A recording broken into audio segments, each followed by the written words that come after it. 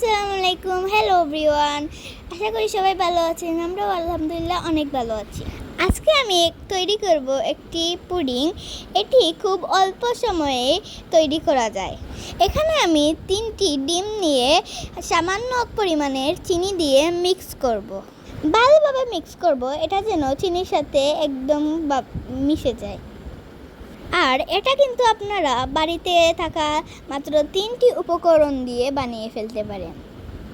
এখানে আমি 1 চা চামচ পরিমাণ গরম পানি দিয়ে মিক্স করব। পুডিং বানাতে বানাতে অনেক গরম লাগছিল, তাই নিয়ে আসলাম জেআই সুপারের একটি চার্জার ফ্যান। এটি নিতে চাইলে আপনারা বেডি শপ 24-এ ইনবক্স করতে পারেন। এই ফ্যানটি ছোটো হলেও কিন্তু এটা ঘুরে আপনার পরিবারের সবাই মিলে এই ফ্যানটির বাতাস খেতে পারবেন।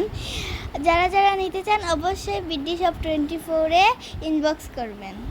এখানে পানি গরম হওয়ার পর পুডিংটি আমরা বসিয়ে নিব। এই পানি গরমের মধ্যে বসিয়ে দিয়ে 10 মিনিট পরই তৈরি হয়ে যাবে এই মজাদার পুডিংটি।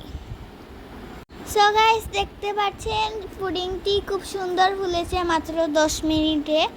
সো গাইস, এখন হচ্ছে আমি একটি কাঠির সাহায্যে দেখছি এই পুডিংয়ের ভিতরটা হয়েছে নাকি। গাইস, এখন হচ্ছে আমি অন্য একটি পাত্রের মধ্যে চিনি দিয়ে চিনিটাকে ক্যারামেল করে নেব।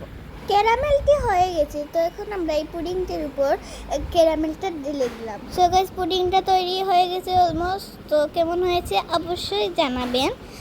তো এখন হচ্ছে আমরা শুধু পিস করলাম, কেমন হয়েছে কিন্তু অবশ্যই জানাবেন। তো গাইস, রেডি হয়ে গেল পুডিং। আপনারা কিন্তু অবশ্যই বাড়িতে এটা ট্রাই করে দেখতে পারেন। অনেক হালকা টাইমে এটা হয়ে গেছে। তো আজকে ভিডিও ছিল এই পর্যন্ত। Bye bye.